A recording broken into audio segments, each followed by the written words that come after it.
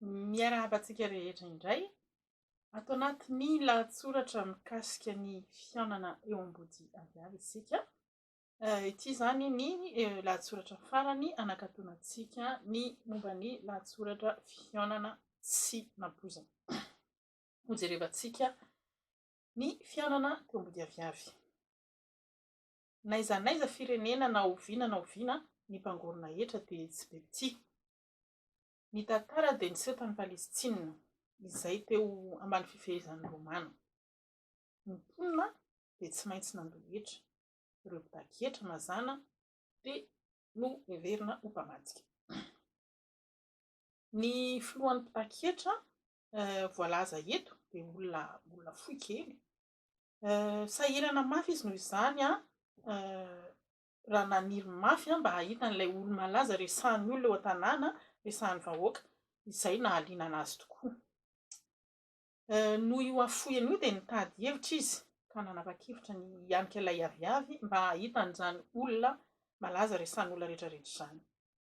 Sahirana tokoa izy nianika an'ilay azy satria araka ny fantatsika dia nantongony dia fohy kanefa dia tafakatra soa tsara izy ary naka toerana sy niandry ny fandalovany tsy olo malaza ity.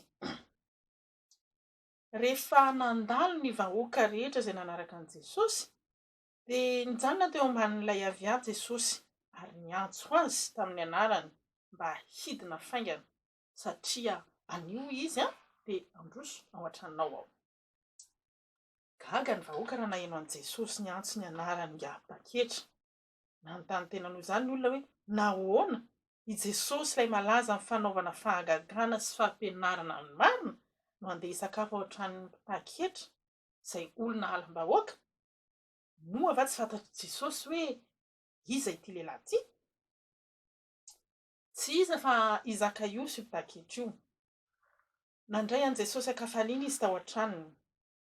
Tsy voavoalohany Jesosy no nanaitra ny vahoaka toy izany tamin'ny fihetsiny na tamin'ny fifandraisana tamin'ny vahoaka, tsy namenatra azy ny iray latabatra tamin'ny mpivarotena, ny iray latabatra tamin'ny mpamory hetra, nefa nitao koa niaraka latabatra tamin'ny olon-tsotra koa izy ohatran'ny Matsio mpitoroteny izay nanambara fa i Jesosy dia hialoha lalana antsika amin'ny fanjakan'ny lanitra. Tsy nanana vaovao ny olona mikasika ny resaky Jesosy sy Zakaiosy fa eno araka ny nambaran'ny mpaminany Lioka dia nanan-karena tokoa Zakaiosy. Voalaza mantsy fa sarotra amin'ny mpanan-karena ny fidirana amin'ny fanjakan'ny lanitra. Vokatry fihaonan'i Jesosy tamin'ny Zakaiosy io dia nilaza i Zakaiosy fa hanomeny antsasaky ny fananany ho an'ny mahantra. Ary raha nisy olona hozy izy manana alahelo amiko dia omerako avy efa hatreny izany. Fiovanany goava be tokoa izany avy amin'ny Zakaiosy satria tsy fomba mpanan-karena ny toy izany. Fahazaran-tany amin'ny mpanan-karena ny manararaotra kely, mangalatra, manao risoriso. Izany dia hitantsika eto ambonin'ny tany. Tsy misy anefa olona miadana amin'ny fanaovana fahazaran-dratsy toy izany. Nahatsapy i Zakaiosy fa ilaina no mandeha amin'ny fahamarinana raha te hanaradia ny Tompo. Afaka miafina ianao fa Andriamanitra dia mahita ny zava-miafina rehetra. Ny fangalarana, ny tsy fandehanana amin'ny lalana mahitsy dia eloka eo masin'Andriamanitra na dia ao anatin'ny fiangonana aza. Ny fanampiana ny hafa noho ny fananaraotana azy dia mitondra sy mitarika fahasoavana. Satria ny tena harena dia ilay tsy hita maso sy tsy mety loha. Matsio 4:7 ka tsao aloha ny fanjakany sy ny fahamarinany dia hanampy ho anareo izay rehetra izany. Ka tsao aloha ny fanjakany sy ny fahamarinany dia hanampy ho anareo izany rehetra izany.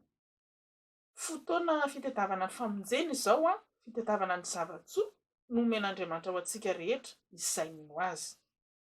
Atsaharo anio ny fangalarana, ny fanotana ary manasa antsika mitodia isika amin'Andriamanitra. Inona ary ny lesona azonao raisina ao anatin'ny tantara voasoratra?